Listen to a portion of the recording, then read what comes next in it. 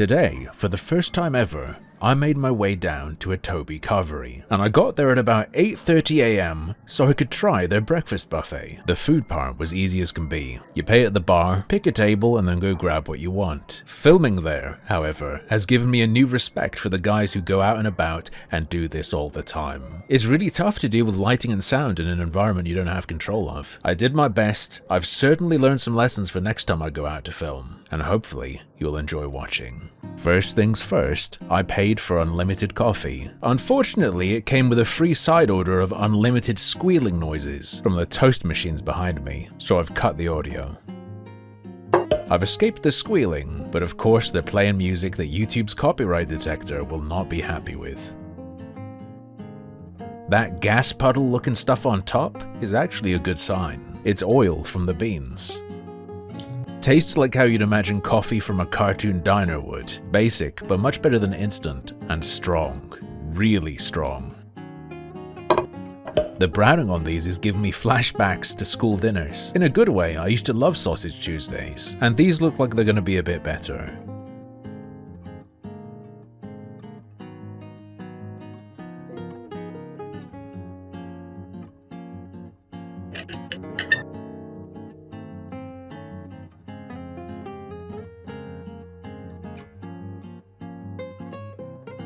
Those little anonymous herb bits are doing a little bit of work to elevate it above the bog standard, but it does have that extremely soft filling of a cheap sausage. I don't dislike it by any means though, and those heavily browned spots are doing a ton of work, adding texture and flavor. Big thumbs up to the people in the kitchen. I'm aware that many people view the sausages as the heart of a breakfast, but for me, it'll always be the bacon. Now, to give them a fair chance, I took one from the top of the pile and one from the bottom, but these have been nuked.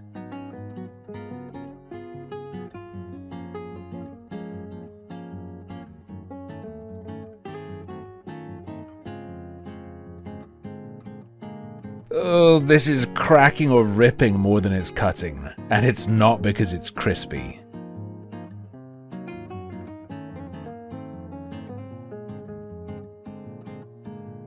That is really bad. It comes apart into dry, hard fragments as you chew it. It's hard to taste anything more than a bit of salt. Watch this. I get that it's because of the heat lamps, but there has to be something you can do. Here's the piece I took from the bottom. A hint of moisture. Okay. Nah, don't bother with the bacon if you can tell it's been out for a while. If you have the time, wait for a fresh batch. The eggs look a bit weird, but you shouldn't judge a book by its cover. Part of how they look is due to being kept in liquid, and I'm sure the weird shapes are just from doing big batches and then having to cut them apart.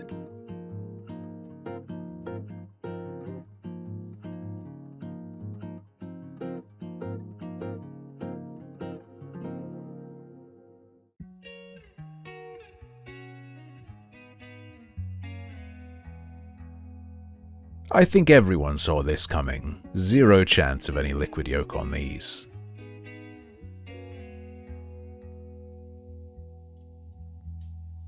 So, yes, it's way over, but it still tastes fine. And if you just pretend it is a flat, hard-boiled egg, it's plenty enjoyable. No good for putting on toast and having the yolk ooze out, but on its own, or in a sandwich, because there is bread available, this is fine.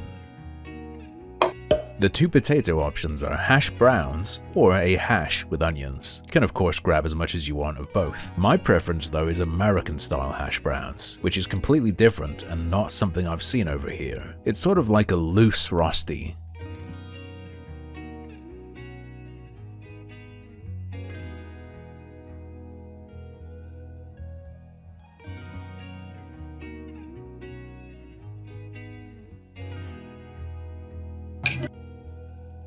You can't hear the crisp, but you can see bits shooting off of it.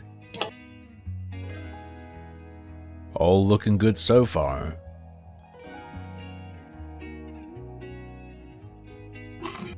It's complicated. Tastes fine, soft potato bits on the inside, the crunch on the outside though. It's there, but there's a sort of thin layer of, I don't know how to describe it, staleness over the little crisp nuggets. I think I should have gotten here earlier or later.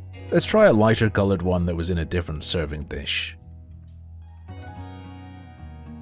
Yeah, it's a similar story, but it's just a bit less crunchy than the other. More like a thinner, crisp skin. Alright, onto the hash. Let's see what this is all about.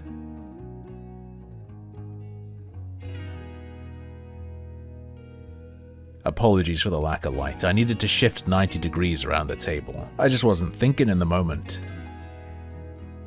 Those potatoes are insanely perfectly cooked. Not too hard, not too soft, tender. The onion is a bit too crunchy for me in this. I'm not expecting caramelized French technique whatever. Just needs a little bit more time. I feel like there's a little bit of cheese as well, but I can't see it. I need a piece of toast for the next part, which means a return to the screech zone. I'm not kidding, it's horrible. I don't know if these need to be oiled or what, but it's pretty unpleasant. And all the while I can only watch on in horror as my piece of bread gets darker and darker. The edges are turning black and there is nothing I can do to stop it. It is too late even to yell for help. It's alright actually. I call this the slop section of the buffet. Scrambled eggs would go here too, but you gotta ask for those.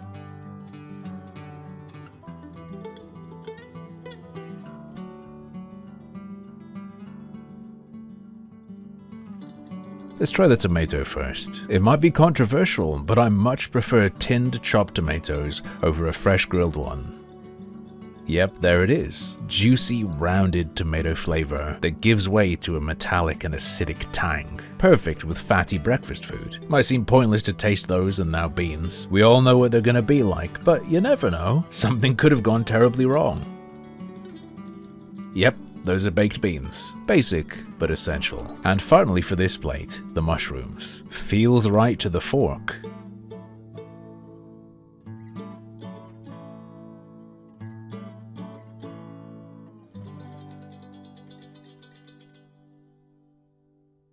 I didn't expect to be impressed, but these are better than 99% of the mushrooms I've had in cafes. These larger caps unsliced have retained moisture really well. Texture's great, flavor's a big hit of exactly what you want from mushrooms in a breakfast. Not sopping wet, but juicy. Before we move on though, there's one more thing I have to do with this plate.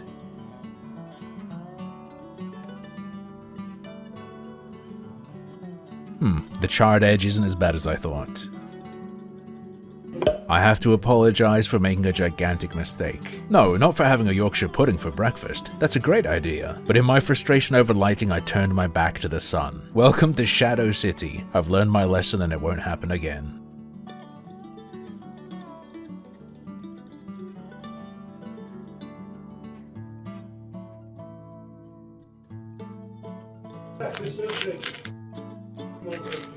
That's an exciting sound. Bit of crisp on the edge, but I can feel it soft in the middle. Weird shape, very flat, but I won't hold that against it. Maybe it's so you can put a fried egg on there. Let's try this piece with an air pocket.